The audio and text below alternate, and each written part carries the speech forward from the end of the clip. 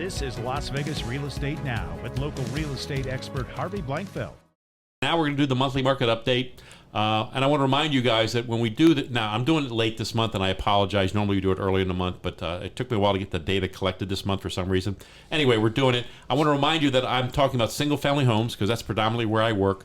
And also the data that we're using here in July, a lot of it relates back to actually to June. So we're always kind of a month ahead in terms of the numbers. But let's take a look at what we've got. Right now, currently available single family homes, we have 7,467. That's up pretty significantly from last month, about 500 up. Under contract, 2,286, about the same, a little less than last month, but pretty far down from last year. And then the inventory is up significantly from last year, where we only had 4,500.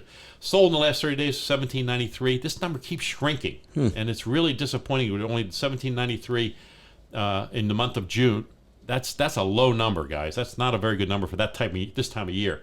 We currently have about 4.2 months of inventory as a result of these ratios, and the average days on market right now is 38. Our median price, 485, has not moved. Wow. Staying at the peak. That's the peak. That's the highest number. It's staying right there. Okay, so that's that. Let's take a look at the next thing. Now, this is our stack chart. This tells us the number of homes sold every month, and they're stacked year over year. And you can see we're actually behind the last 2 years right now. In 2025, we're behind 23 and 24, which were two of the weakest years in terms of volume. And we're getting back to kind of like 2006 numbers in terms of our volume, 2008 numbers. These are very low numbers in terms of volume. When they say that the market is off, it's not price, guys. It's volume. It's the number of homes being sold is way, way down. And it's behind even was our slowest year, which was 23. So that's disappointing, but it's not surprising to me based on market conditions right now. The average amount of months, this is basically the absorption rate, the number of months we have, and you heard me say it's over 4. They're saying it's 4.6. I think it was 4.2 in my study, but it is shooting up. We're seeing more inventory, not as much sales, so the amount of inventory we've got right now, it would currently take us a little over 4 months to sell the current inventory based on the current rate. So, I mean, look at in the chart. I mean, it's one of the higher numbers you've seen in a long time. Yeah, look at that over, for years. Now, we got crazy during the pandemic and just prior and so forth, but that's a big number. Look at this, though. The median price on single-family homes, it's flat, guys. Wow. This is not, right? It's year to year. Hasn't moved. Since May of 23, when it was 445, we're up 40,000. Yeah, I mean, it's not moving a lot. Now, it shot up. Right now, if you go back to June a year ago, it was 480. It hasn't moved in a year. It really has not moved in a year. It's been hovering around that 480 number, 485 number for 12 months now. And that's telling. I mean, it's not going in any one direction. This is the vertical and high rise. I wanted to pull this up because I wanted you to see, and again, we're doing charts on the radio, guys, so those of you who are in your car, pull over and imagine what I'm showing you. But if you want to see the video, please, by all means, go to our website and look at this video. But the thing I wanted to point out here when I saw this chart was the step down from 21.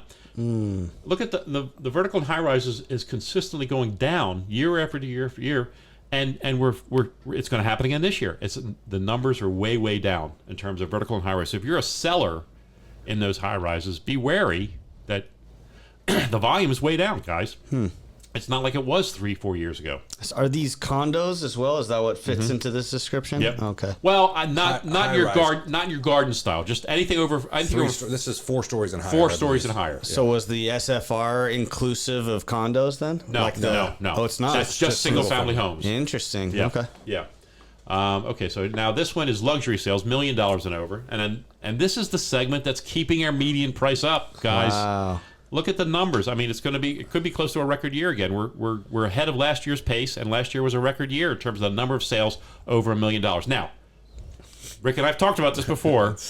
The definition of luxury is changed. It's not $1 million anymore. It's not $1 million. I mean, a lot of tract homes are $1 million, and that's a wonderful home. Don't get me wrong. But when we talk about that segment that's luxury, I think we got to start thinking about $3 million or more. Yeah, and at least 2.5. You got to start thinking about it. So is the supply also significantly different year over year? It's probably quadrupled. Yes. Oh wow. Yeah, it really has. You take a house in 2020 that was worth $700.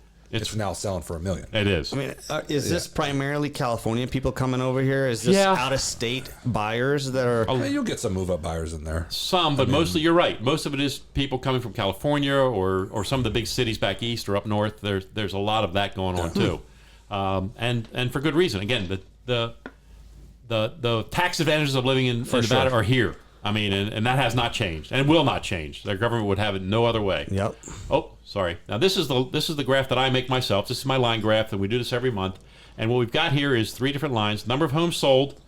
You can see it keeps hovering right around that 2,000 number a month, going all the way back to last year. And 1793 is one of the lowest numbers we've seen in a long time. Certainly a lot lower than the 2,000 we did last year. The blue line is the median price. That's a flat line, guys. Wow. That's not moving at all. The yellow is the available. That's the inventory, and look where that's heading. That's going up. You want to do your predictions now, based on this chart? I think prices are going to have to start take a little bit of a hit. I just think that we're going to see the median price start to slip a little bit. Has to.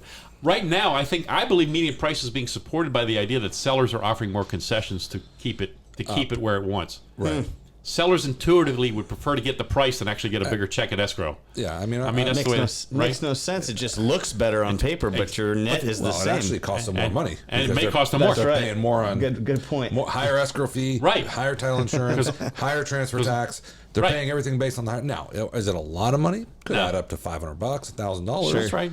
You know, so it's not a deal breaker, but Sellers like to brag to their neighbors that they got that Yeah, price. That's right. It's ego. It is. There's a lot of ego in that, and look, I understand to a certain extent. there's another factor that came into play when everything changed with the contracts and the commissions, and that was now before it was price, and when price got to a certain point and supply got to a certain point, you had to lower price. Right. The other factor that came in there now is the closing costs and the commission side. Yeah. So now when that hits the wall, when all three of those things hit the wall, is then you're going to see the prices drop, and they're hitting the wall now. Yeah, because what happens is sellers can only contribute so much. Exactly. There's a cap on how much a seller can help a buyer in a loan. It's capped usually at 6%. That's usually as high as they can go. If they're doing that now, they can't go to 8 and 10 to keep the price up. They're going to have to start lowering the price. Yeah, I agree. And that's where it's coming. When you look at that graph and you see, since what month is that? April. Yeah. April was in line with everything else. We didn't cross that 6,000, and then the minute we crossed it, look at it. Yep. And it's on a good. I mean, we could be over 8,000 next month. Absolutely, no doubt. And that's just single family. Yeah. We're not talking about condos, townhouses. Right. Just single family homes. 8,000 on the market. We have not seen that for a very long time. Very long time. Our inventory's been tight for years now. And I have one more chart. This is something I just recently did. And what this is showing where the market is, and it's going towards buyers. And I'm saying that for a couple of reasons, mainly because of the absorption rate, and that's what this is related to. How much inventory is there, and how many are we selling? Is it? And it's starting to fall towards the buyer side, and that's good news for buyers. And buyers haven't had good news in like years. 5 years. Yeah. Right. So this is some good news for buyers, but it's based on the absorption rate. 50 is neutral. It's at 59 according to my numbers. And that's, again, based on the absorption rate solely, which is affected by pricing and availability and inventory and so forth. And so that's why I'm doing this. And I started to do this for my partners and for my clients so they could see. They always ask me, well, how's the market, Harv? What's going on? Number one question. A lot of agents are afraid to share this because they don't want sellers to be discouraged by it. Right. And I don't want you to be discouraged by it either. If you need to sell, you want to sell. Facts are facts. Don't worry about it. Just know that this is what's happening. This is really where we are right now. So that's my monthly market update for July 2025.